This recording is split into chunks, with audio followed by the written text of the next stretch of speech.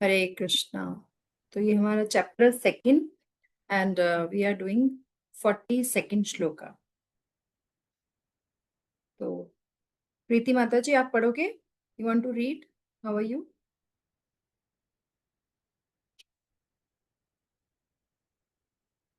यामिमां पुष्पितां वाचा प्रवदन्ते विपिश्चतः वेदवाद्रता पार्थ नान्यदस्तीति वादिनः कामात्मना स्वर्गपरा जन्म कर्म फलप्रदां क्रिया विशेष बहुलां भोगैश्वर्यं गतिं प्रति।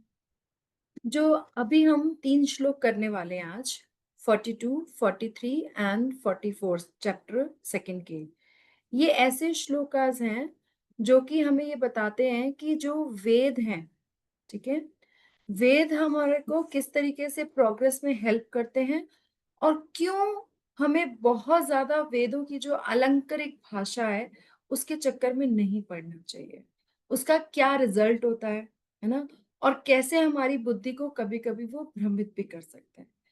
उसके बाद 45 से भगवान बताना शुरू करते हैं कि हमें एग्जैक्टली करना क्या है और किस तरीके से इन टीचिंग्स को ग्रहण करना है, और फिर वेद अगर हमारे लिए हमारी बुद्धि को इतना भ्रमित भी कर सकते हैं तो फिर वो क्यों लिखे गए हैं। तो इन सब का क्वेश्चन आंसर इसके तरीके से ये चलेगा। तो सबसे पहले हम वर्ड मीनिंग्स पढ़ते हैं। सुधा माता जी आप पढ़ना चाहोगे?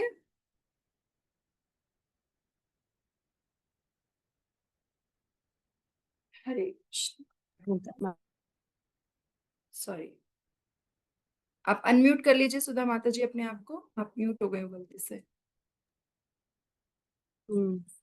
है। हाँ ठीक है। यामिमां पुष्पिता वाचं प्रवदन्ते विपाश्रितः वेदवादरता पार्थ नान्यद् स्थितिवादिनः कामात्मान स्वर्गपरा जन्म कर्म फलप्रदां क्रिया विशेष बहुलां भोगैश्वर्य गतिं प्रति याम इमाम ये सब पुष्पिताम दिखावटी वाचम शब्द प्रवदंती कहते हैं अविपश्यति अल्पज्ञ व्यक्ति वेदवाद रता वेदों के अनुयायी पार्थ हे पार्थ न कभी नहीं अन्यत अन्य कुछ अस्ति है इति इस प्रकार वादिन बोलने वाले काम आत्मन इंद्रिय तृप्ति के इच्छुक स्वर्ग परा स्वर्ग प्राप्ति के इच्छुक जन्म कर्म फल प्रदान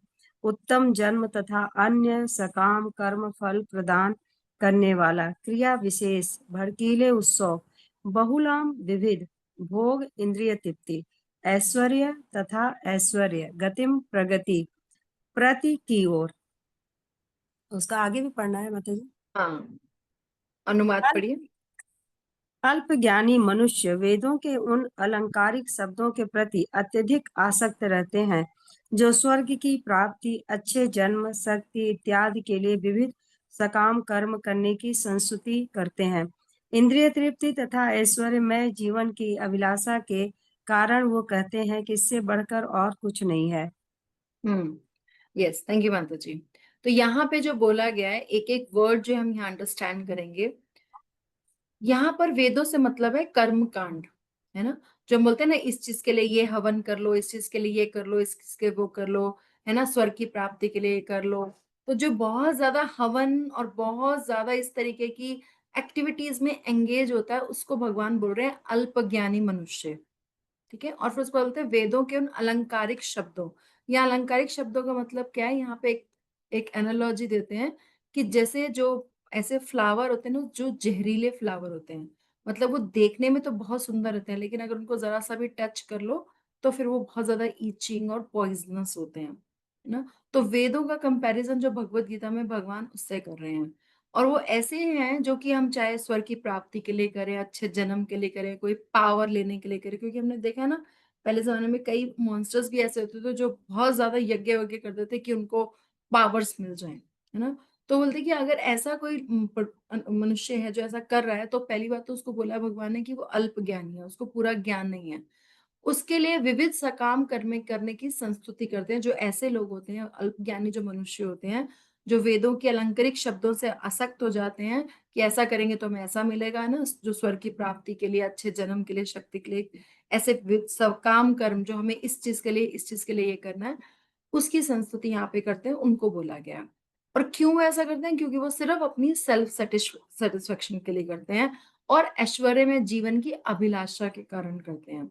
और फिर वो कहते हैं कि देखो, वेदों से बढ़कर कुछ नहीं है, हवन कुंड से बढ़कर कुछ नहीं है, ये सब। तो वो भक्ति की तरफ नहीं जा रहे हैं, वो सिर्फ अपनी सेटिस्फेक्शन के लिए और आगे आने वाले लाइफ्स में या जीवन में जो है बहुत ज्यादा चीजें इकट्ठे करने के लिए कर रहे हैं, वो भगवान की प्रसन्नता के लिए नहीं कर रहे हैं। तो ये उन लोगों के बारे में बात की गई है। तो भगवत गीता से पहले बलदेव विद्याभूषण जी इसको और अच्छे से समझाते हैं, जिससे ही हमें समझ में आ सके कि भगवान का यहाँ कहने का भाव क्या है।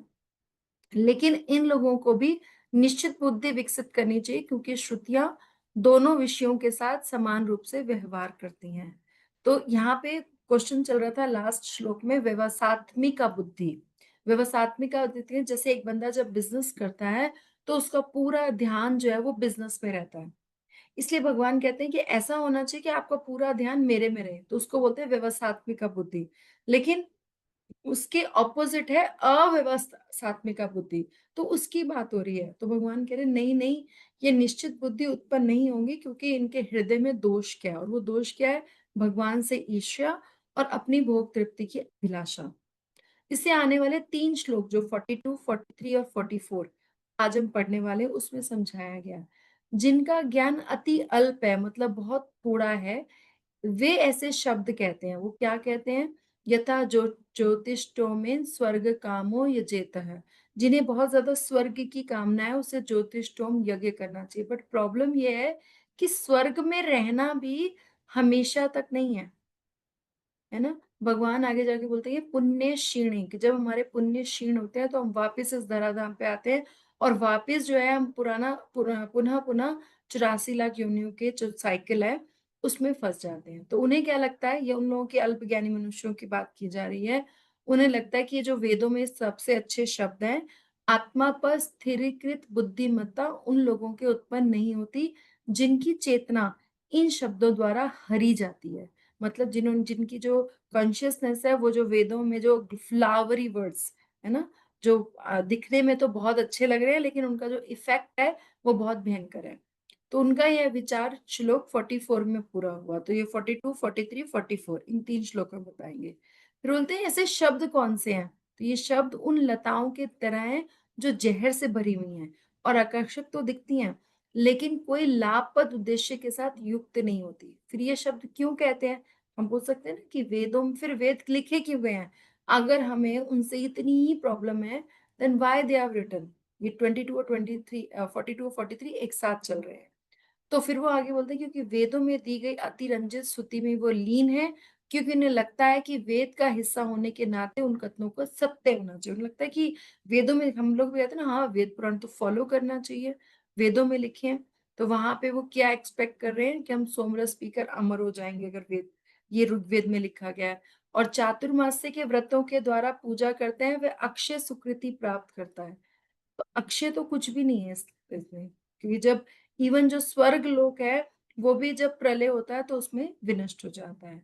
तो वो कहते हैं, जो लोग इस तरीके की बातें करते हैं, वो आगे क्या कहते हैं कि जीव और भगवान के द्वारा प्राप्त मुक्ति रूपी कोई भी शाश्वत और परम आनंद नहीं है ना, क्योंकि भगवान आगे चल के बोलेंगे ना, दुखाले अशाश्वतम। तो ये कह रहे हैं कि ऐसे कुछ भी ऐसा नहीं है जो शाश्वत और परम आनंद। भगवान की भक्ति इस कैटेगरी में नहीं आ रही है। भगवान की भक्ति इससे बहुत अबव है, जो आगे सके। अभी हम सिर्फ ये बोल रहे हैं कि हम सकाम जो कर्म कांड करते हैं उसके बारे में बात हो रही है।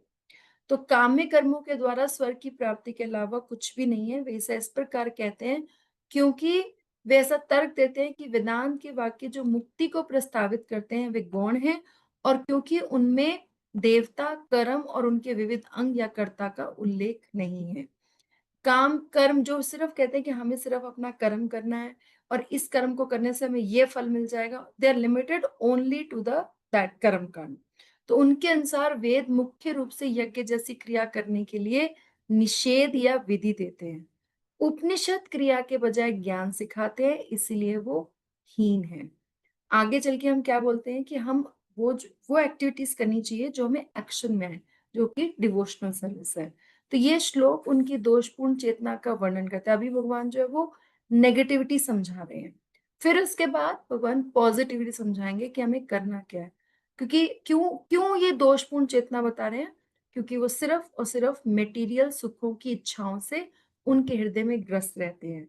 यदि ऐसा है तो उन्हें मुक्ति की बिल्कुल भी इच्छा नहीं है, बल्कि वो सिर्फ क्या करना चाहते हैं, लोग स्वर्ग क्यों जाना चाहते हैं, है ना? जैसे जो ये लव जिहाद जो करते हैं, उनको क्या बोलते हैं कि आपको जन्नत में हूरें मिलेंगी, ऐसा बोलते हैं ना। और नॉर्मली पीपल जो स्वर्ग जाना चाहते हैं वो इसलिए कि वहां पे अमृत और सुंदर महिलाओं का ही अपना लक्ष्य मानते हैं। तो अगर वो स्वर्ग को भी टारगेट कर रहे हैं तो वो किसी भक्ति में होने के लिए नहीं कर रहे हैं, वो वहां जाके इंजॉय करना चाहते हैं। वो सिर्फ उनका टारगेट क्या है, इंजॉयमेंट। इसलिए भगवान उनकी निंदा कर रहे हैं कि ये ऐसा नहीं होना चाहिए। इच्छाओं से इस प्रकार ग्रसित होने के नाते उनकी बुद्धि में और कुछ नहीं होता। वो भक्ति के बारे में नहीं सोच रहे, वो सिर्फ और सिर्फ अपनी सेंस ग्रेटिफिकेशन के बारे में सोच रहे हैं। इसीलिए वो स्वर्ग जाना चाहते हैं, जिससे वो और ज्यादा समय तक इंजॉय कर सके, क्योंकि स्वर्ग में टाइम ज्यादा होता है उनके पास, है ना। बुढ़ापा नहीं होता है, बीमारी नहीं होती है, तो उनको लगता है हम वहां जाएंगे तो वहां और ज्यादा इंजॉय करेंगे, है ना। क्योंकि वो हायर लोक है तो उसमें लेवल ऑफ एंजॉयमेंट और ज्यादा बढ़ जाता है। इसलिए 99% people want to go to स्वर्ग। वे ऐसे शब्द बोलते हैं जो ज्योतिष टोम इत्यादि यज्ञों का वर्णन करते हैं, और जिनका उद्देश्य क्या है, सिर्फ सुंदर स्त्री और अमृतपान भोग अर्थात तो देवता तुल्य ऐश्वर्य। जैसे कई लोगों को लगता है कि अगर हम बाहर की कंट्रीज में जाते हैं तो वहां क्यों जाते हैं, कि वो ज्यादा इंजॉयमेंट करने के लिए। तो वो ऐसे शब्द बोलते हैं जिनमें ऐसे जन्म का वायदा होता है, जिसमें ऐसा शरीर और इंद्रिया प्राप्त हो जाए जो वर्ण और आश्रमों के नियमित कर्म करने में उन्हें समर्थ कर सके, और क्षणिक लाभ जैसे भोजन, पशु, स्वर्ग, फल, ये सब मिल सके। तो वेदों का जो पालन करते हैं, जो प्योर कर्म कांड के लिए काम करते हैं, उनके यही ऑब्जेक्टिव्स होते हैं। ये प्रभुपाद आगे अभी और तात्पर्य में भी इसी चीज को समझाएंगे। सुधा माता जी तात्पर्य पढ़िए। परपुर चला प्रभुपाद की जय।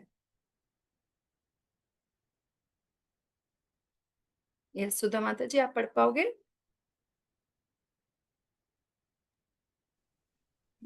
हाँ, आपने मैं बुक रखी हूँ। हाँ बस पढ़िए, बुक से पढ़ना ज्यादा अच्छा है। हाँ, साधारणतः सब लोग अत्यंत बुद्धिमान नहीं होते और वे अज्ञान के कारण वेदों के कर्मकांड भाग में बताए गए सकाम कर्मों के प्रति अत्यधिक आसक्त रहते हैं। ये स्वर्ग में जीवन का आनंद उठाने के लिए इंद्रिय तृप्त कराने वाले प्रस्तावों से अधिक और कुछ नहीं चाहते, जहाँ मदिरा तथा तरुणियां उपलब्ध है और भौतिक ऐश्वर्य सामान्य है। वेदों में स्वर्गलोक पहुंचने के लिए अनेक यज्ञों की संस्तुति है, जिनमें ज्योतिष्टोम यज्ञ प्रमुख है। वास्तव में वेदों में कहा गया है कि जो स्वर्ग जाना चाहते हैं उसे उसे यह यज्ञ संपन्न करने चाहिए। और अल्प ज्ञानी पुरुष सोचते हैं कि वैदिक ज्ञान का सारा अभिप्राय इतना ही है। ऐसे लोगों के लिए कृष्ण भावनामृत के दृढ़ कर्म में स्थित हो पाना अत्यंत कठिन है। हाँ जिस एक प्रकार मिनट माता जी रुकिए, एक मिनट रुकिए। तो जो अभी हमने बात पढ़ी, प्रभुपाद उसको और डिटेल में और बहुत सिंप्लीफिकेशन से समझा रहे हैं कि जो लोग बुद्धिमान नहीं है और सिर्फ अज्ञान के, उनको लग रहा है सिर्फ वेद को फॉलो क्यों कर रहे हैं कि हमें सिर्फ स्वर्ग की प्राप्ति होगी, जो सिर्फ स्वर्ग तक ही रुक जा रहे हैं। और स्वर्ग भी क्यों जा रहे हैं? Because they want to enjoy ना। तो यहाँ पे ऐसे जो लोग होते हैं जिनका टारगेट ही नहीं है, वो क्या है, वो भगवान की कृष्ण भावना अमृत में दृढ़ कर्म में स्थित हो पाना उनके लिए अत्यंत कठिन है ना। तो ये इसीलिए हमें ये नहीं करना है। यस, यस माता जी पढ़िए। हाँ, जिस प्रकार मूर्ख लोग विषैले वृक्षों के फूलों के प्रति बिना यह जाने किस आकर्षण का फल क्या होगा आसक्त रहते हैं, उसी प्रकार अज्ञानी व्यक्ति स्वर्गिक ऐश्वर्य तथा तज्जनित इंद्रिय भोग के प्रति आकृष्ट रहते हैं। वेदों के कर्मकांड भाग में कहा गया है, अपाम सोम मृता अभूम तथा अच्छव्यय हवे चातुर्मास्य याजिन सुकृतम भवति। दूसरे शब्दों में जो लोग चातुर्मास तप करते हैं वो अमर तथा सदा सुखी रहने के लिए सोम रस पीने के अधिकारी हो जाते हैं। यहाँ तक कि इस पृथ्वी में भी कुछ लोग सोम रस के लिए अत्यंत इच्छुक रहते हैं, जिससे वे बलवान बने और इंद्रिय तृप्ति का सुख पाने में समर्थ हों। ऐसे लोगों को भवबंधन से मुक्ति में कोई श्रद्धा नहीं होती और वे वैदिक यज्ञों की तड़क भड़क में विशेष आसक्त रहते हैं। सामान्यतः विषयी होते हैं और जीवन में स्वर्गिक आनंद के अतिरिक्त और कुछ नहीं चाहते। कहा जाता है कि स्वर्ग में नंदन कानन नामक अनेक उद्यान है, जिनमें दैवी सुंदरी स्त्रियों का संग तथा प्रचुर मात्रा में सोम रस उपलब्ध रहता है। ऐसा शारीरिक सुख निसंदेह विषयी है। अतः ये लोग वे हैं जो भौतिक जगत के स्वामी बनकर ऐसे भौतिक अस्थायी सुख के प्रति आसक्त हैं। तो यहाँ पे प्रभुपाद ने बहुत अच्छे से समझाया, और ऐसे लोगों को बोलते हैं अव्यवसायत्मिका बुद्धि। अव्यवसायत्मिका मतलब कि जो भक्ति है, निष्काम भक्ति है, उसमें नहीं स्थिर हो पाते। और निश्चित बुद्धि ये होना कि कृष्ण की भक्ति करना ही मेरे जीवन का साधन है और वही साध्य है। That is the process, that is the goal. ये ऐसे लोगों के हृदय में नहीं आ सकते, क्योंकि इनके हृदय में ये दोष है ना। वो दोष इसमें श्लोक में समझाया गया। तो हमें क्या करना है, हमारी बुद्धि जो भगवान ने स्थिर रखनी है, जिसको बोलते हैं प्रभुपाद फिक्स्ड इंटेलिजेंस, है ना। तो जो जनरली आपने देखा होगा, जिन लोगों को बहुत ज्यादा महान बनना होता है ना, वो जल्दी से भक्त नहीं बन पाते। वो महान बनने के चक्कर में रहते हैं। तो हमें महान बनने की कोशिश नहीं करनी है, हमें भक्त बनने की कोशिश करनी है। क्योंकि अगर हम महान बनेंगे तो फिर हम ये तड़क भड़क में ना खो जाएंगे। राइट। तो भक्त बनना है, ना कि महान बनना है। तो स्वर्ग की प्राप्ति जो है एक तरीके से आत्मा के लिए जहर है। क्यों इसको जहरीला कहा जा रहा है? क्योंकि अगर स्वर्ग की प्राप्ति होती है तो ये हमारा लाइफ साइकिल फिर से स्टार्ट हो जाएगा। हम तो भक्ति कर रहे थे कि हम भक्ति से आगे बढ़ेंगे, है ना। लेकिन हम भक्ति से आगे नहीं बढ़े, हम तो स्वर्ग में चले गए। तो फिर क्या होगा, वापस हमारे पुण्य क्षीण होंगे, वापस यही आएंगे, पुनरपि जननम पुनरपि मरणम, और फिर वो चलता रहेगा। और फिर जब कोई ऐसा मौका आएगा कि हमें कोई भक्त मिलेगा, फिर हम वापस भक्ति में आएंगे। तो हमारी जो लाइफ की जो कॉन्शियसनेस की जर्नी थी ना सोल की, वो बीच में हॉल्ट हो गई।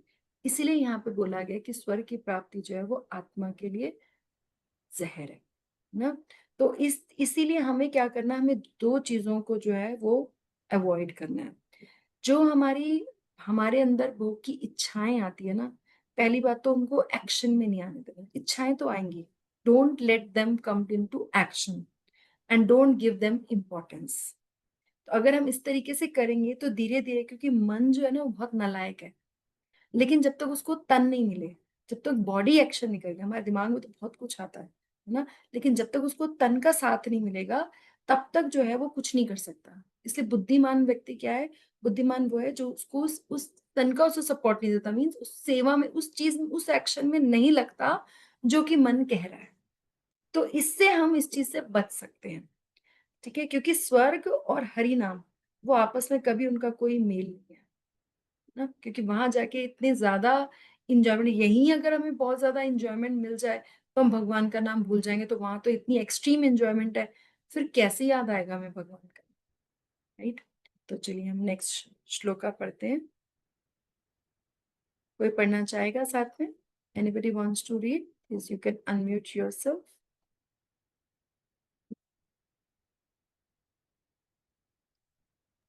करना माता जी, आप पढ़ोगे? हाँ माधु जी, अच्छा वो पढ़ लेंगे। ये थोड़ा बैकग्राउंड नॉइज हो रही है मेरे यहाँ से इनकी। चलो ठीक है, मनीष प्रभु अभी आप पढ़ लीजिए, करना माता जी से हम नेक्स्ट पढ़वाएं। हरे कृष्ण माता जी। हरे कृष्ण प्रभु जी।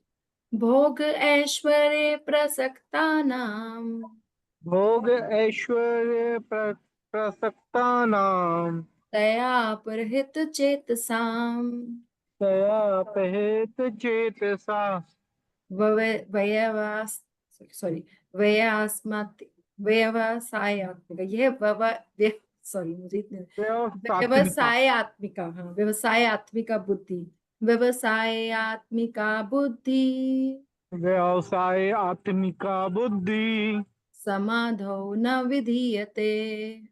समाधाव निधीयते विधीयते न विधीयते। न विधीयते। पढ़िए, वर्ड मीनिंग्स पढ़िए। प्रभु जी आप म्यूट हो गए, मनीष प्रभु। तो जी हम्म। मैं पढ़ता हूँ। हम्म। भोग भौतिक, भोग ऐश्वर्य तथा ऐश्वर्य के प्रति प्रसक्ता नाम आसक्तों के लिए तया ऐसी वस्तुओं से अपात चेतसाम मोहे ग्रसित चित्त वाले व्यवसाय आत्मिका दृढ़ निश्चय वाली बुद्धि भगवान की भक्ति समाधो नियंत्रित मन में ना कभी नहीं विधेयते घटित होती है। मीनिंग पढ़िए इसका। और जो लोग इंद्रिय भोग तथा भौतिक ऐश्वर्य के प्रति अत्यधिक आसक्त होने से होने अत्यधिक आसक्त होने से ऐसी वस्तुओं में मोहग्रस्त हो जाते हैं, उनके मनों में भगवान के प्रति भक्ति का दृढ़ निश्चय नहीं होता। गीता भूषण टीका। एक मिनट प्रभु जी, एक मिनट। ये जो है ना, ये हमारे लिए पॉइंट ऑफ क्वेश्चन है। तो अगर हम बहुत ज्यादा इंद्रिय भोग और बहुत ज्यादा ऐश्वर्य में हैं, उनके प्रति हम बहुत ज्यादा अटैच्ड हैं और ऐसी वस्तुओं में मोहग्रस्त हैं, तो फिर हमारे मनों में भगवान के प्रति भक्ति का दृढ़ निश्चय नहीं रहता। तो एक बार क्या होता है, एक ऋषि होते हैं जिनका नाम होता है मंडूक ऋषि। तो वो गोमती नदी के किनारे ना तपस्या कर रहे होते हैं, और वहां पे जो है एक अप्सरा आ जाती है। तो जो अप्सरा आ जाती है तो उससे अटैच हो जाते हैं, अट्रैक्ट हो जाते हैं, तो उसका एंजॉय करते हैं। फिर क्या होता है, बहुत टाइम बीत जाता है, उन्हें याद भी नहीं आता। फिर एक दिन वो कहते हैं मैं जा रही हूँ। तो उसने कहा नहीं, अभी तुम रुको, मैं जरा गायत्री कर लूँ फिर जाना। तुमने कहा कितने साल हो गए, तुम्हें पता भी है कि तुमने गायत्री लास्ट कब करी थी? देन ही रियलाइजेस कि 900 years हो गए उसको उस अप्सरा के साथ एंजॉय करते हुए। एंड द टाइम फ्लाइज, है ना। अगर हम भी अपना बैकग्राउंड जाके देखें तो 10 12 15 साल लास्ट के निकल गए, 20 साल निकल गए, और हमें याद ही नहीं है कि कैसे टाइम जो है ना वो फ्लाई हो गया। तो टाइम फ्लाइज, और अगर हम अटेंशन नहीं देना तो it is just going like this. अगर आप अपने पिछले 10 साल ऑब्जर्व करो तो कैसे निकल गए 10 साल, आपको याद भी नहीं रहेगा। कोई प्रॉब्लम होती है तो ही हमें याद आता है कि time is going very slow. अगर कोई प्रॉब्लम नहीं होती है ना, तो वो टाइम तो कहाँ भाग जाता है हमें पता भी नहीं चलता। तो यहाँ पे जो हम वेदों की बात कर रहे हैं, उसमें ऐसा नहीं है कि हम बिल्कुल उसके अगेंस्ट है। प्रॉब्लम ये है कि हम वेदों में बताई गई चीजों को किस पर्पस से कर रहे हैं, हमारा टारगेट क्या है। और ये चीजें इस तरीके से डिजाइन की गई हैं कि उनका टारगेट जो है वो इंजॉयमेंट ही है, भक्ति नहीं है ना। जैसे भगवान बोलते हैं भगवत गीता में कि अगर कोई यज्ञ करता है तो वो विष्णु को समर्पित करता है, यज्ञ ताम सब, है ना, महेश्वरम। तो लेकिन जो वेद में यज्ञ कर रहा है, कर्म कांड कर रहा है, वो सिर्फ अपने एंजॉयमेंट के लिए, वो ये सोच के नहीं कर रहा है कि इससे मैं भगवान को प्रसन्न करूंगा। वो ये सोच के कर रहा है कि इससे मुझे क्या बेनिफिट होने वाला है।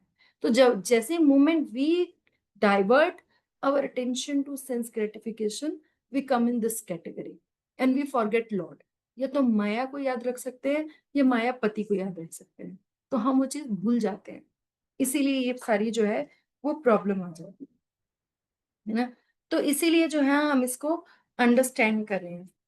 तो अभी क्या है, हम इसका आगे बलदेव विद्याभूषण जी इसके बारे में क्या कहते हैं वो हम पढ़ते हैं। जो एक ब्राह्मण है ना, जो वेद पाठी ब्राह्मण है, जो सिर्फ ब्राह्मण का काम कर रहा है और भक्ति का काम नहीं कर रहा, वो ये बताएगा कि कैसे हम अपने कर्म करें या कैसे धर्म करें जिससे हम इस जगत में अच्छे से रह सकें। लेकिन जो एक भक्त है वो ये बताएगा कि हम कैसे इस जगत से पार पा सकें। यही दोनों में डिफरेंस है जो हमें अंडरस्टैंड कर। जैसे जो बलि महाराज थे, है ना, बलि महाराज जो है, जो शुक्राचार्य उनके गुरु जी थे, वो उनको यही बता रहे थे कि कैसे तुम ये यज्ञ करोगे, इतने 100 यज्ञ कर लोगे तो तुम्हें इंद्र का पद मिल जाएगा। तो उसको और साम्राज्य की वृद्धि और धन की वृद्धि बता। लेकिन बलि महाराज ने सोचा कि नहीं, अगर भगवान विष्णु मेरे सामने खड़े हैं तो मुझे उनको सब कुछ सरेंडर करना है। यही हमारे एटीट्यूड का जो है वो डिफरेंस है ना। तो यज्ञ से भक्ति नहीं मिलती है, यज्ञ से भक्ति नहीं मिल रही है अनटिल अनलेस कि हम उस यज्ञ को भगवान की सेटिस्फेक्शन के लिए करें। तो बलदेव विद्याभूषण जी क्या कहते हैं कि पिछले श्लोक में वर्णित शक्ति और भोग से आसक्त लोग उन चीजों में लीन रहते हैं क्योंकि वे उन वस्तुओं के अपने अस्थायी स्वभाव को प्रकट नहीं करती। लाइक जस्ट डिस्कस कि हमें लगता ही नहीं एंजॉय करते कि ये सब चीजें टेम्परेरी हैं, क्योंकि वो चीजें जो है जो हमें इंजॉयमेंट दे रही है वो फील नहीं कराती कि वो हमें लगता है कि ये जो अच्छा वाला टाइम है ना, ये बस हमेशा चलता रहेगा।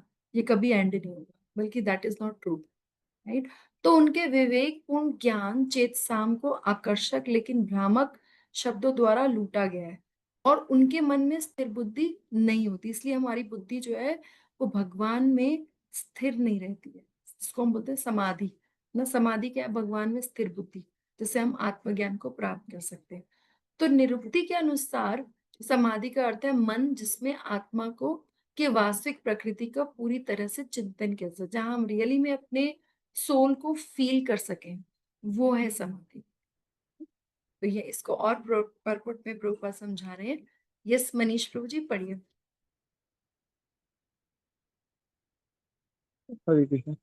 समाधि का अर्थ है स्थिर मन। वैदिक शब्दकोश निरुक्ति के अनुसार सम्यग आधीयते सिमिना अत मत मत्तव्या था माता जी ये वर्ड नहीं पढ़ा जा रहा। उसको छोड़ दीजिए, आगे पढ़िए। जब मन आत्मा को समझने में स्थिर रहता है तो उसे समाधि कहते हैं। जो लोग इंद्रिय भोग में रुचि रखते हैं अथवा जो ऐसे क्षणिक वस्तुओं से मोहग्रस्त हैं उसके लिए समाधि कभी भी संभव नहीं है। माया के चक्कर में पड़कर वे न्यूनाधिक पतन को प्राप्त होते हैं। हम्म। तो यहाँ पे होता है कि जो लोग इंद्रभोग में रुचि रखते हैं अथवा जो ऐसी क्षणिक वस्तुएं में मोह रहता है, उनके लिए समाधि होना संभव ही नहीं है। माया के चक्कर में पड़ के वो न्यूनाधिक मतलब कम या ज्यादा पतन को प्राप्त होते हैं। अब यहाँ पे एक बात ये भी मिलती है कि फिर वेद क्यों लिखे गए हैं, है ना। हम कह सकते हैं अगर इतनी ही प्रॉब्लम है तो वेद क्यों लिखे गए हैं? वेद इसलिए लिखे गए हैं क्योंकि धीरे धीरे उन सब जब हम ये अपनी अच्छी एक्टिविटीज करते हैं, भक्ति के इस पे इंट्रोड्यूस करते हैं, धीरे धीरे प्योरिफिकेशन होता है। तो फिर भले ही स्लो प्रोसेस है, लेकिन इससे जो है हम आगे बढ़ते हैं, हमारी चेतना का विकास होता है। अब उसके बीच में अगर कोई हमें भक्त मिल जाता है हमारी सुकृतियों से, तो हमें एक होता है ना, आप स्टेयर्स चढ़ रहे हो, और एक होता है आपको एस्केलेटर मिल गया या आपको एकदम लिफ्ट मिल गई। तो वो भक्त जो है वो एस्केलेटर का काम करता है, लिफ्ट का काम करता है भक्ति में प्रोसेस। नहीं तो धीरे धीरे तो स्टेप बाय स्टेप नेचुरली हमारी कॉन्शियसनेस धीरे धीरे प्योर होती रहती है। और वो कब होती है? जब हम वेदों के रूल को फॉलो करते हैं, है ना। तो वेदों को रूल को फॉलो करने का मतलब क्या है कि जब क्यों इसको ऐसे कैसे हो जाता है, ये अगले श्लोक में बताया गया। ओके, तो ये हम नेक्स्ट श्लोक पढ़ लेते हैं। करना माता जी, अब आप पढ़ोगे? You want to read? You are okay to read? हाँ जी माता जी, पढ़ लूंगी। ठीक है, ठीक है। त्रैगुण्या विषया वेदा त्रैगुण्या विश्या वेदा निस्त्रिगुणियो भवार्जुन निस्सत्रियो गुणयो भवार्जुन निर्द्वंदो नित्ये सत्वस्थतो निद्वंदो नित्यस्तत्वस्थो निर्योग क्षेम आत्मवान। निर्योगक्षेम आत्मवान। वर्ड मीनिंग पढ़िए। त्रिगुणीय प्राकृतिक तीनों गुणों से संबंधित विषय विषयों में वेदा वैदिक साहित्य निस्त्रिय गुणीय प्रकृति के तीनों गुणों से परे भव हो ओ अर्जुन। हे अर्जुन, निद्वंदः द्वैत भाव से मुक्त, नित्य स्तवस्थः नित्य शुद्ध तत्व में स्थित, निर्योग क्षेम लाभ तथा रक्षा के भावों से मुक्त, आत्मवान आत्मा में स्थित। तो इसका अनुवाद भी पढ़ दीजिए। वेदों में मुख्यतया प्रकृति के तीनों गुणों का वर्णन हुआ है। हे अर्जुन, इन तीनों गुणों से ऊपर उठो, समस्त दैत्यों और लाभ तथा सुरक्षा की सारी चिंताओं से मुक्त होकर आत्मपरायण बनो। तो लास्ट के 3 श्लोकों में भगवान ने बताया कि तुम्हें ज्यादा कर्मकांड या ज्यादा स्वर्ग की प्राप्ति, इसके लिए चिंता करने की जरूरत नहीं है, क्योंकि वेदों में जो है वो तीनों चीजें। अब क्या है, यहाँ पे एक बहुत इंपॉर्टेंट बात है, लिखा है वेदों में मुख्यतः प्रकृति के तीनों गुणों का वर्णन हुआ है। इसका मतलब क्या है? प्राइमरली तो ये सब चीजें बताई गई हैं, लेकिन इसके साथ साथ इनसे ऊपर कैसे उठना है, गुणातीत कैसे होना है, ये जो प्रॉब्लम्स आ रही है उससे बाहर कैसे निकलना है, वो भी बताया गया है। तो इसीलिए वो बाहर निकलने के लिए अर्जुन को क्या इंस्ट्रक्शन दे कि इन तीनों गुणों से ऊपर उठो, है ना तो तुम्हें तमोगुण, रजोगुण, सतोगुण तीनों गुणों से ऊपर उठना है, यानी कि शुद्ध सतोगुण में जाना है, जिसमें क्योंकि तीनों बाकी के गुणों में क्या करें, हम अपनी सेटिस्फेक्शन के लिए, अपनी इच्छाओं की पूर्ति के लिए हम सारे कार्य करें, लेकिन हमें भगवान की सेटिस्फेक्शन के लिए काम करना है। तो समस्त द्वैतों और लाभ तथा सुरक्षा की सारी चिंताओं, द्वैत क्या है कि मैं जीतूंगा या हारूंगा, है ना, ये मुझे मिलेगा या नहीं मिलेगा, है ना, और जो भी हम चाहते हैं कि हमें लाभ हो या हमारा हम सेफ्टी रहे, योग क्षेम, है ना, कि जो हमारे पास है वो बच जाए और जो हमें चाहिए वो हमें मिल जाए, है ना, कि लाभ मिल जाए और जो चीजें हैं उनकी सुरक्षा हो जाए। तो इन ऐसी सारी चिंताओं से मुक्त होकर आत्मपरायण बनो। तो यहाँ पे बलदेव विद्याभूषण जी बोलते हैं कि फल की इच्छा किए बिना, फल की आशा किए बिना कर्मों को करने से कर्मों की प्रकृति द्वारा उनके फलों की प्राप्ति तो होगी ही, तो फिर कर्म करने वालों की निश्चित बुद्धिमत्ता का विकास होना कैसे संभव है। मानो अर्जुन ये क्वेश्चन पूछ रहे हैं कि आप ये कह रहे हो कि ये सारे कर्म मत करो, कर्म कांड मत करो, लेकिन अभी तो आपने मुझे बोला कि मैं अगर जीत गया तो मुझे राज्य मिलेगा, और हार गया, मर गया तो मुझे स्वर्ग मिलेगा, तो फल की आशा किए बिना मैं कर्म कैसे करूं, है ना, और कर्मों की प्रकृति मतलब अगर मैं कुछ भी एक्टिविटी करूँ तो मुझे रिजल्ट तो मिलना ही है, और मैं उस अगर रिजल्ट मिलेगा तो फिर मैं उसमें अटैच भी हो जाऊंगा, तो फिर मेरी इंटेलिजेंस कैसे डेवलप होगी, ये अर्जुन का क्वेश्चन है। तो यहाँ इस आंसर को, इस क्वेश्चन का आंसर देते हैं भगवान इस श्लोक में कि त्रैगुणमय, त्रैगुणयम का अर्थ है कि वे कर्म जो तीनों गुणों से युक्त हैं, जैसे कि पाणिनि सूत्र से ज्ञात होता है कि यह वेदों के सकाम तत्व को सूचित करते हैं। कर्म कांड जो हम बात कर रहे थे जैसे, तो वेदों का जो कर्म कांड भाग है वो त्रिगुणात्मक कर्मों का वर्णन करता है, जिसका उद्देश्य क्या होता है, भोग प्राप्ति। लेकिन उसके अलावा वेदों के ऊपर एक वेदांत भी आता है, जो कि इसका कंक्लूजन है वेदास का, वो वेदों का सर्वश्रेष्ठ ज्ञान है, और इस वेदांत का भी एसेंस है श्रीमद् भागवतम, है ना, क्योंकि ये कह रहे हैं कि हमें वेद किस पर्पज से पढ़ने चाहिए, कि हम अपने आप को सेल्फ रियलाइज कर सकें। तो सेल्फ रियलाइजेशन के लिए सिर्फ वेदों के ज्ञान तक लिमिट नहीं रहना, आगे जो उसका कंक्लूजन है श्रीमद् भागवतम और भगवत गीता को भी हम बोलते हैं ना, जैसे एक श्लोक आता है कि मानो ये सारे वेद जो है वो गाय की फॉर्म है, ठीक है, और जो भगवान श्री कृष्ण है वो ग्वाले हैं, और अर्जुन जो है वो बछड़ा है, राइट। तो उस केस में जो कृष्ण है उस गाय को धो रहे हैं, उसको उसके दूध निकाल रहे हैं, और वो जो दूध है, जो मिल्क, जो एसेंस है, वो है भगवत गीता और भागवतम, है ना। तो वो भगवत गीता है बेसिकली, वहां पे भगवान भगवत गीता की जब हमने इंपॉर्टेंस पढ़ी थी, तो वेदांत जो बोला जाता है वो भागवतम को बोला जाता है, जिसका पर्पस है भगवान और भगवान की भक्ति को जानना, और जो ये वाला एग्जाम्पल हम फिट करते हैं वो भगवत गीता पे बोलते हैं, कि भगवत गीता बोलती है कि क्योंकि भगवत गीता को इसलिए हम बोलते हैं ना, सारे वेदों का सार भी बोला जाता है। तो सारे वेदों का सार क्या है, जो एसेंस, वो मिल्क है, वो भगवान ने निकाला है, और अर्जुन जैसे पता ना कि पहले गाय बछड़े को दूध देती है और फिर जो बच जाता है उसको हम लेते हैं, तो पहले ये ज्ञान उन्होंने अर्जुन रूपी बछड़े को दिया है, और उसके बाद ये ज्ञान हमारे पास पहुंच रहा है। तो जो इस तरीके से पढ़ता है कि वेदों की जो एक्चुअली वेदों का एसेंस समझ के करता है, तो पहले तो वेदों में ये बताया कि ये करोगे तो आपको ये मिलेगा, ये करोगे तो ये मिलेगा, दिस इज कर्म कांड।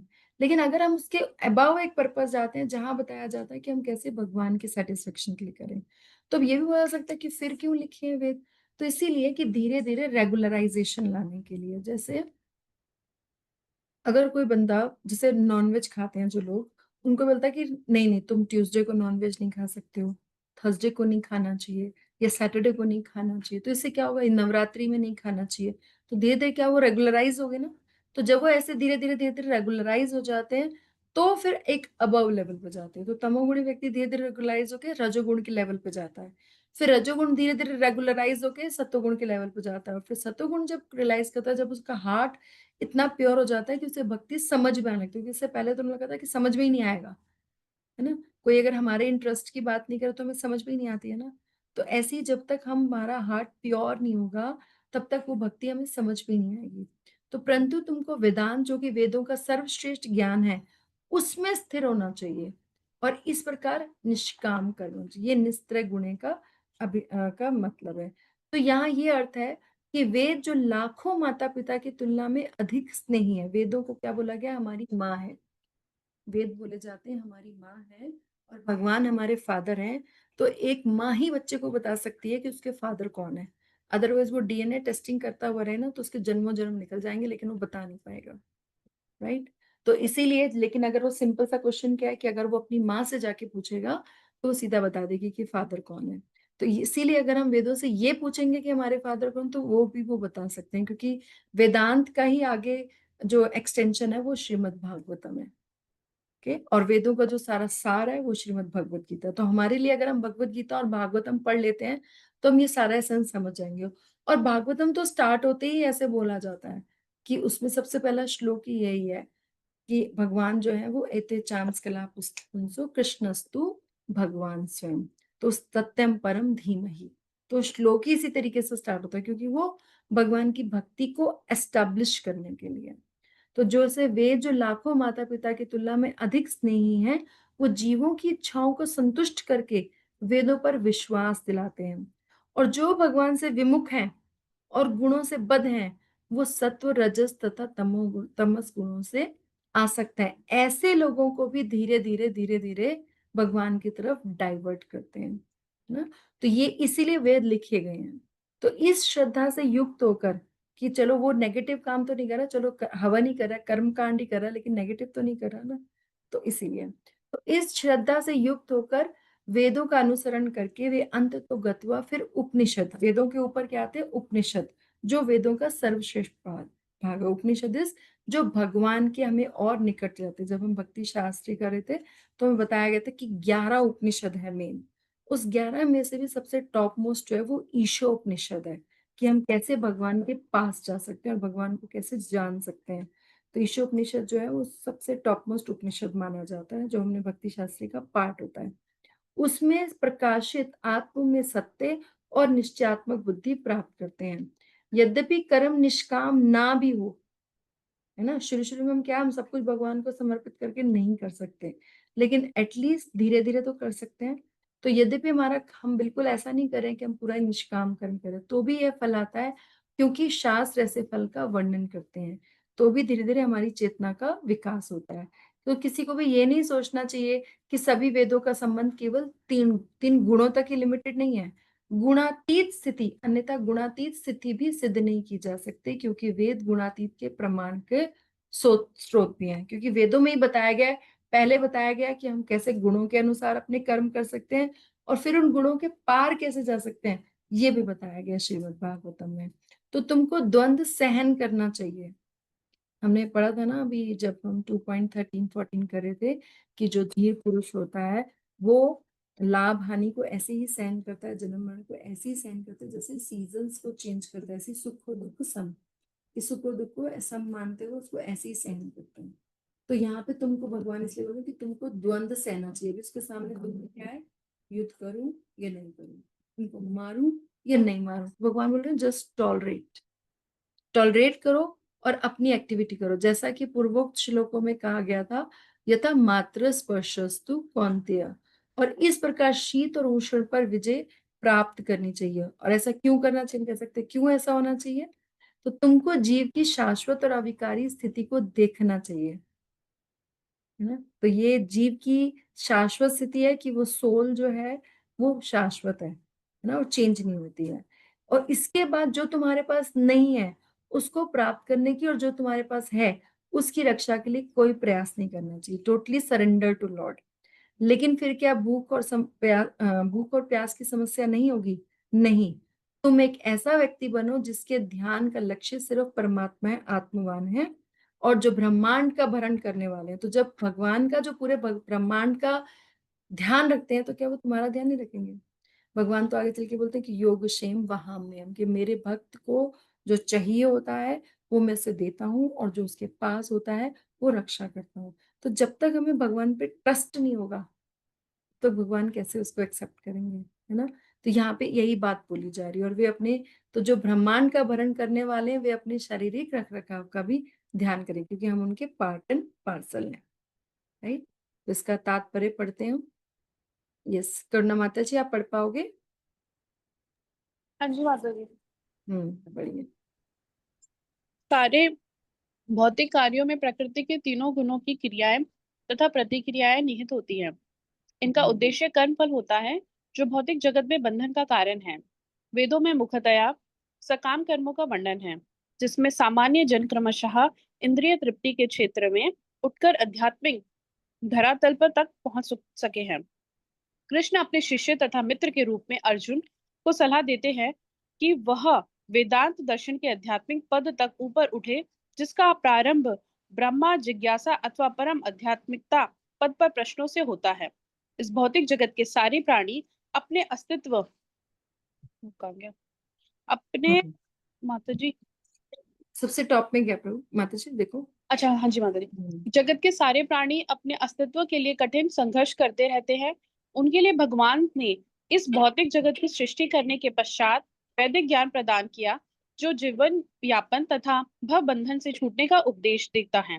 जब इंद्रिय तृप्ति के कार्य यथा कर्म कांड समाप्त हो जाते हैं, तो उपनिषदों के रूप में भगवत साक्षात्कार का अवसर प्रदान किया जाता है।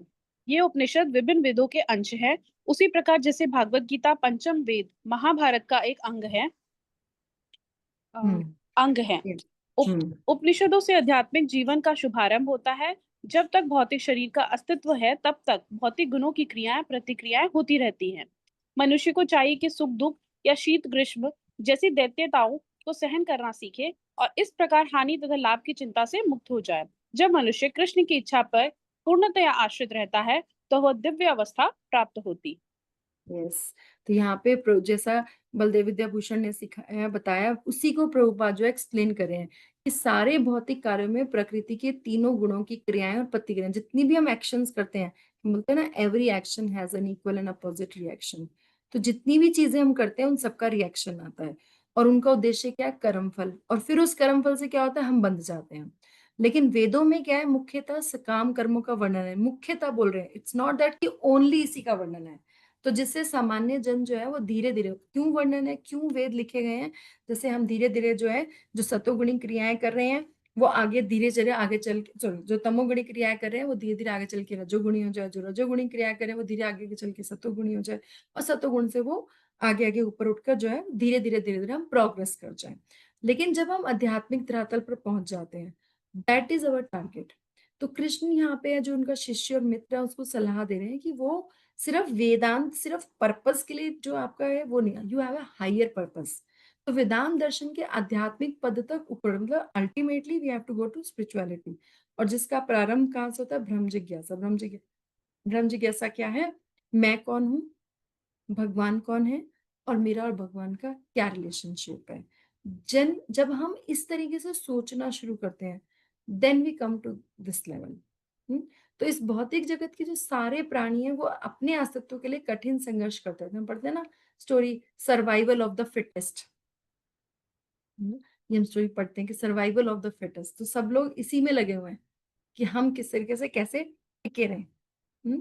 तो उनके लिए भगवान ने इस भौतिक जगत की सृष्टि करने के बाद, और ये वेद जो है भगवान से है, पहले भगवान ने इस भौतिक जगत को बनाया और फिर ये वैदिक ज्ञान प्रदान किया, जो जीवन यापन और भव बंधन से छूटने का उपदेश। तो दोनों ही बातें बताई हैं कि हमें अपनी लाइफ कैसे करनी है और भव बंधन से कैसे छूटना है। जब इंद्रिय तृप्ति के कार्य और कर्मकांड समाप्त हो जाते हैं, फिर क्या होता है? उपनिषद के रूप में भगवत साक्षात्कार का अवसर प्रदान किया जाता है। तो Upanishad is like commentary on this all Vedas. तो ये उपनिषद क्या होता है? ये विभिन्न विभिन्न वेदों के अंश होते हैं। जैसे भगवत गीता जो है वो पंचम वेद महाभारत का एक अंश है। जैसे हमने पढ़ा है, महाभारत में 1,00,000 श्लोक हैं, उसमें से एक छोटा पार्ट है भगवत गीता। उपनिषदों से आध्यात्मिक जीवन का शुभारंभ। तो जब ये उपनिषद पढ़ते हैं तो वहां से हमारी स्पिरिचुअलिटी जो है वो स्टार्ट होती है। तो जब तक भौतिक शरीर की अस्तित्व है, तब तक भौतिक गुणों की क्रियाएं प्रतिक्रियाएं होती रहेंगी। तो it is like that we can not stop acting, we can not stop, हम क्रियाओं को स्टॉप नहीं कर सकते हैं। लेकिन क्या है, मनुष्य को करना क्या है? मनुष्य को चाहिए कि सुख दुख या शीत ग्रीष्म जैसी द्वैतवाएं की डुअल, ठीक है, दो चीजें हैं, या तो सुख है या दुख है या शीत है या गर्म है, उनको सहन करना सीखे और फिर हानि और लाभ की चिंता से मुक्त हो। तो यहाँ पे उनको भी भगवान बोल रहे हैं ना कि आपको चिंता करने की जरूरत नहीं है, आप सिर्फ अपना कार्य करो और उसको भगवान को समर्पित करो। तो जब मनुष्य कृष्ण की इच्छा पर पूर्णतः आश्रित रहता है, वो दिव्य अवस्था प्राप्त होती है। तो it is like you are surrender to the what is the supreme will, then we are at the that transcendental position. तो यहाँ पे ये प्रभुपाद जो है वो समझा रहे हैं हमें। ये श्लोक जो है वो बहुत इंपॉर्टेंट है हमारे लिए। वाई इंपॉर्टेंट है? बिकॉज हमें कई बार ऐसे कंफ्यूज किया जाता है कि इतने वेद हैं, इतनी चीजें, इतनी, लेकिन हमें उसका पर्पस नहीं समझ में आता। तो यहाँ पे हमें जो है उसका पर्पस बताया जा रहा है कि वेदों में मुख्यतः जो है कर्म कांड का वर्णन है, लेकिन उसमें अपनी बुद्धि हमें नहीं लगानी, बल्कि तो हमें उसमें अपनी बुद्धि नहीं लगानी है, बल्कि वेदांत जो आगे बताया गया है, जो आत्मज्ञान देता है, उसमें अपनी बुद्धि लगानी है कि उसका जो एंड सोल्यूशन है वो हमें लगाना है। तो हमारे लिए क्या है कि जो वेदांत की टीका है श्रीमद् भागवतम, भगवत गीता उसका वेदों का सार, ठीक है, और जो वेदांत है उसकी एक्सप्लेनेशन जो है वो है भागवतम।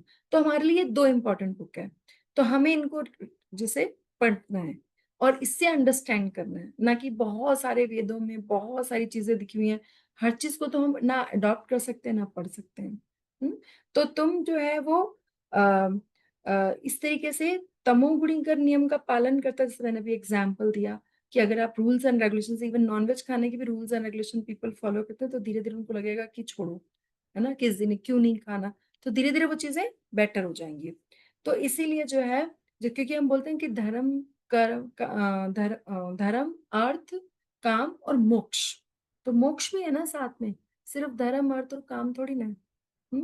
तो इसीलिए तो यहाँ पे हम जो है इस चीज को समझेंगे।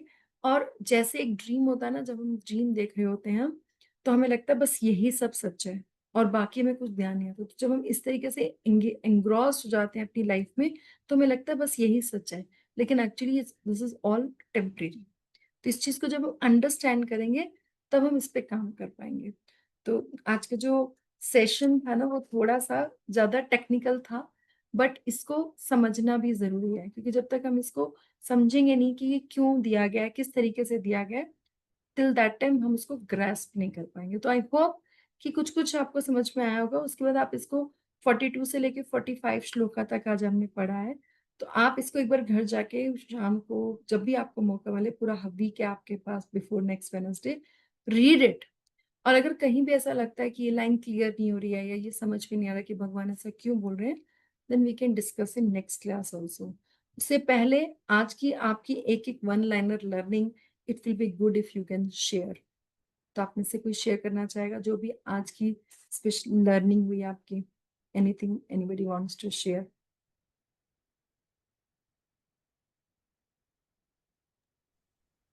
यस, सुधा माता जी, हरे कृष्णा।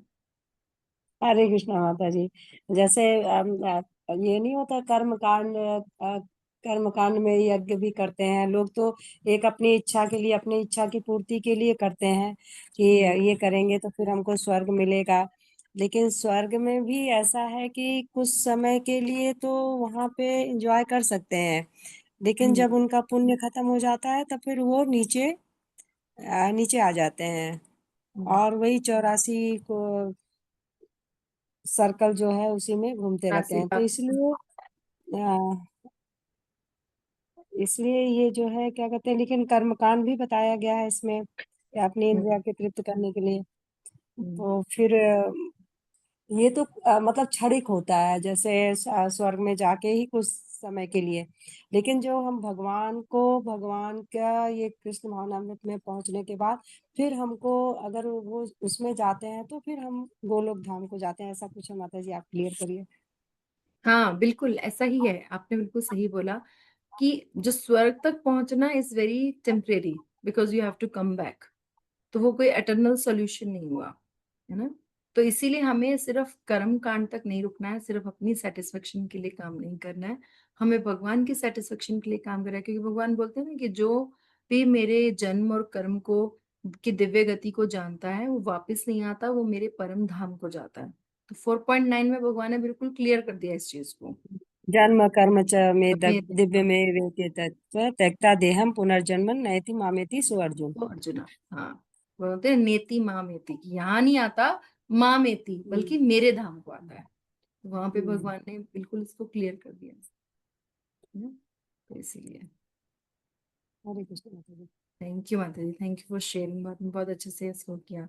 और कोई कुछ कहना चाहता है? प्रीति माता जी, सुमन माता जी, या विदुषी माता जी, या करुणा माता जी, श्याम प्रिय माता जी, एनीबडी वांट्स टू से? यस प्रीति माता जी।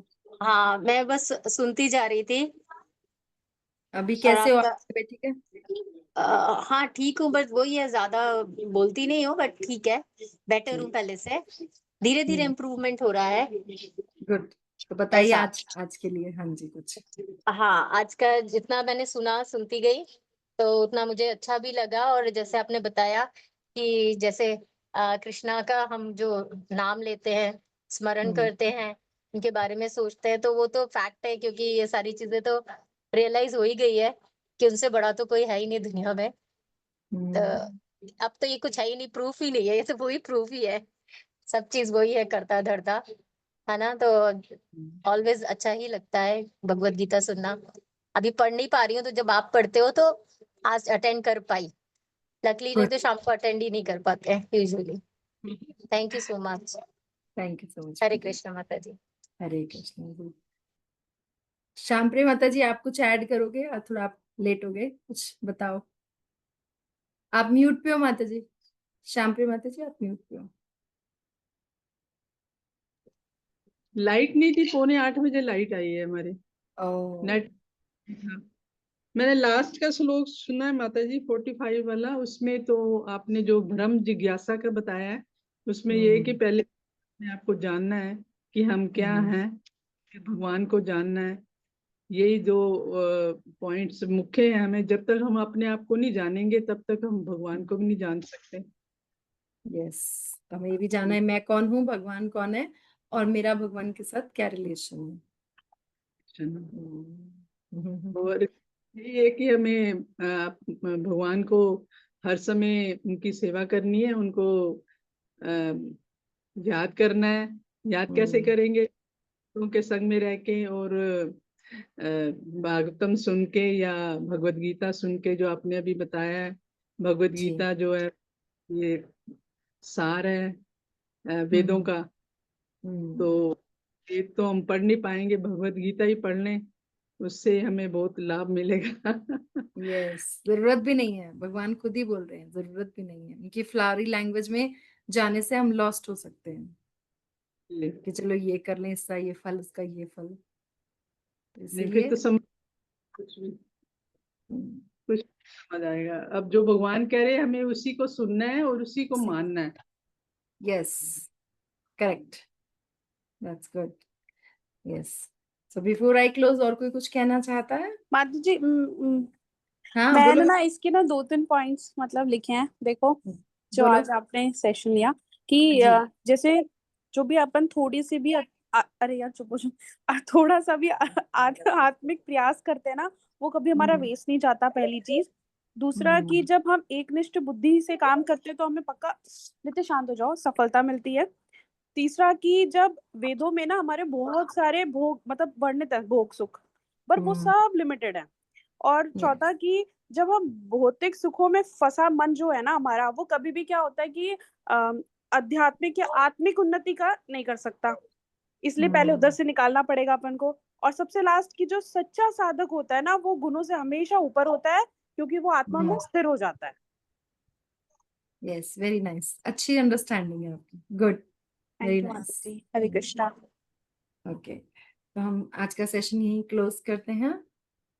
वांछा कल्पतरुभ्यश्च कृपा सिन्धुभ्य च पतितानां पावनेभ्यो वैष्णवेभ्यो नमो नमः। Hare Krishna everyone, see you all next Wednesday. Hare Krishna. Krishna माता जी। हरे कृष्ण।